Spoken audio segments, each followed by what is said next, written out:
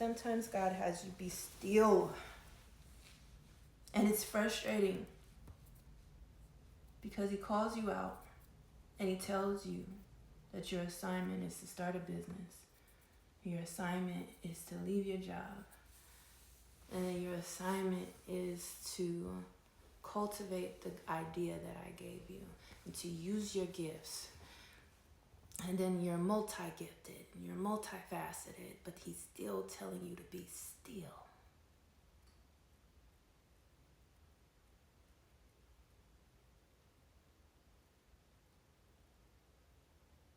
Even that moment of silence that I just took makes some of you uncomfortable. When people don't see you doing what they think you should be doing, it makes them feel like you're not reaching your full potential or whatever or what have you. And I'm not speaking from a place of just assuming. I'm speaking from a place of just receiving opinions. And it's hard because you have the same opinions. You have the same thoughts.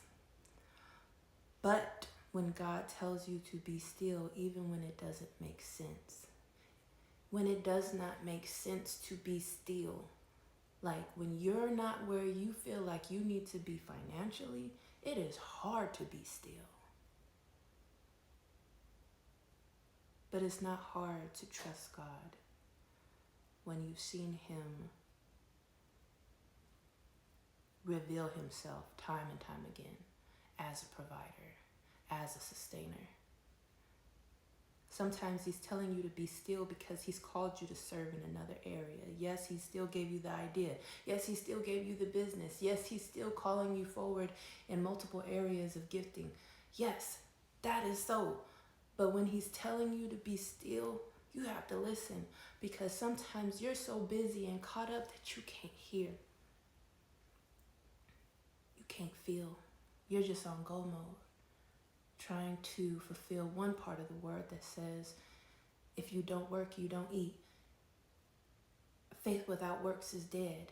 How can I say I believe if I'm not putting in my part? Sometimes your part is being still. Sometimes your part is listening. Sometimes your part, your works, is your prayer life. My Uncle Joe's famous saying is, no man is greater than his prayer life. Your prayer life has to be your priority, especially in this season, because if you're not praying and you're not keeping your relationship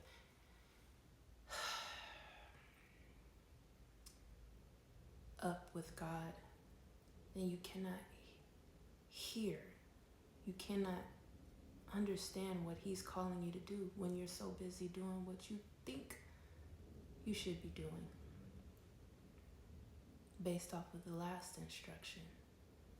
It's like, okay, boom, start a business. I'm gone. Go, go, go, go, go. Instead of, Lord, what step you want me to take? Lord, should I go there? Lord, I don't feel right around these people. Lord, what is this? Lord, okay.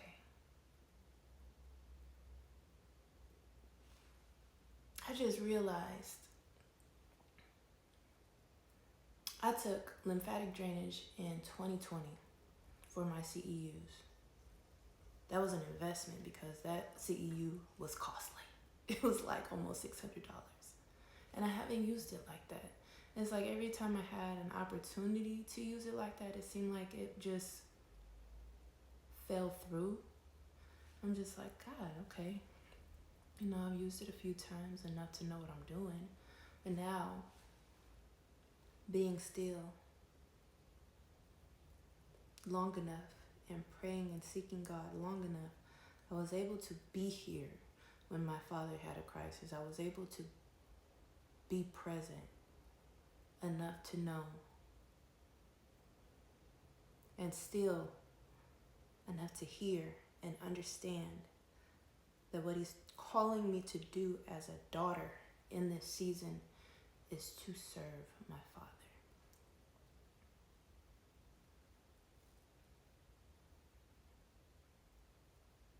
And that's not something that everybody is supposed to understand, and it's okay if they don't.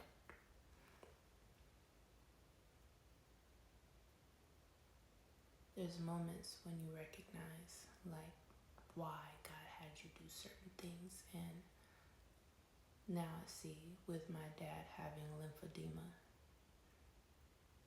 why I took that CEU. I thought it was because I was going to do it for vanity purposes. I was going to do post-op work, and this still might be the case. But for now, in this season, I'm using it to help my father live.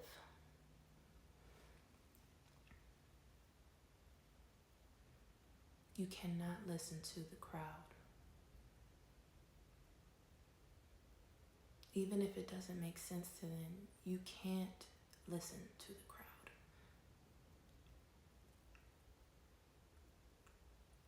When God is telling you to do something, take heed, because he's telling you for a reason. He's telling you to be still for a reason. He's telling you to stay close to home for a reason. He's telling you to stay in my face. Seek me. Come, sit, be with me.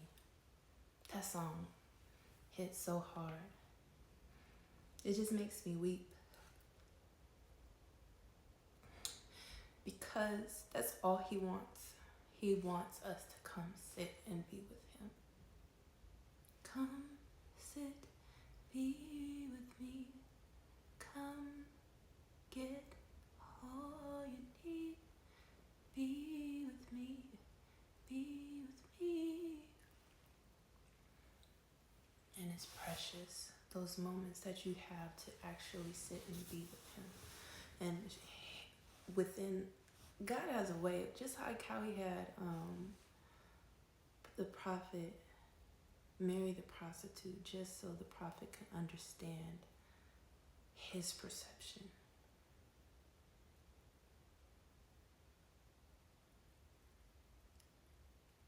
He had to put me in a close setting with a father that I wasn't able to be raised with, to be able to learn how to forgive on a deeper level, not just a surface level that says, I forgive you. A deeply rooted forgiveness that I had to get. I had to get that. And I didn't even know that that's something I really, truly needed. Or he really, truly needed. My daddy is a good man.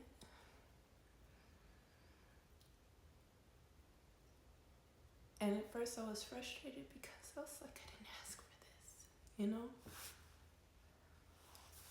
I didn't ask for this. I don't even know how I'm going to make this happen, but God said, it's not your job to make it happen. It's my job to make it happen, and I'm making it happen.